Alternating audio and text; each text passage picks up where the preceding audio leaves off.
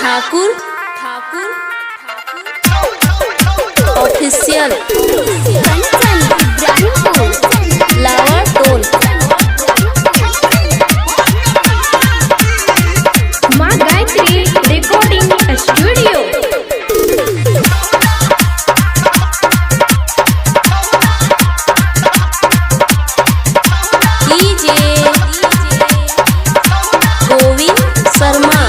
छौरा छौरी ले हरान छौरी छौरा ले हरान छौरा छौरी ले हरान छौरी छौरा ले हरान एकर बिगुरल छै दूर गति छौरा रे रे रे रे रे छौरा छै अगति तो ई छौरी भगवती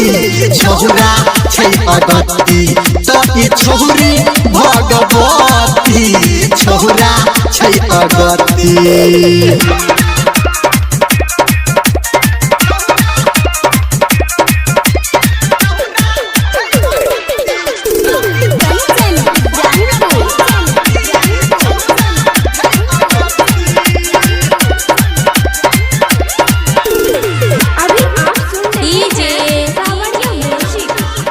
गोविंद शर्मा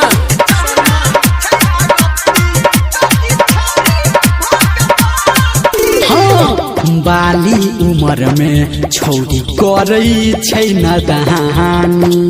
आ बुढ़वा जवन का सबके काटै छै ई कहानी बाली उमर में छौरी करै छै नदानी आ बुढ़वा जवन का सबके काटै छै ई कहानी लागे गनियो नै डर खाली घूमे छै नहर लागे कनियो नै डर खाली घूमे छै नहर अब कहबौ हमरे कहती छौरा रे रे रे रे रे छौरा छै अगति तो ई छौरी भगवती छौरा छै अगति तो ई छौरी भगवती छौरा छै अगति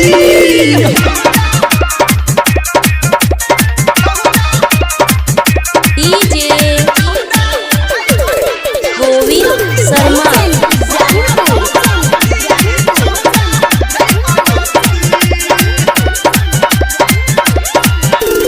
सिंगिंग बाय धर्मेंद्र मलिया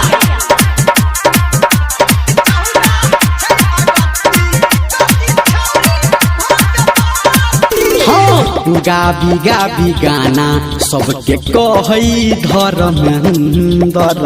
आ नाचै छी एकरा पीछा नाचै जेना बंदर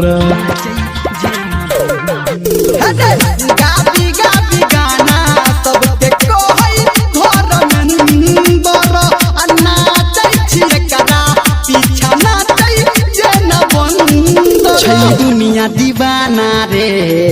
के करत ही माना रे छै दुनिया दीवाना के करत रे माना छै दुनिया ई ओहती छौरा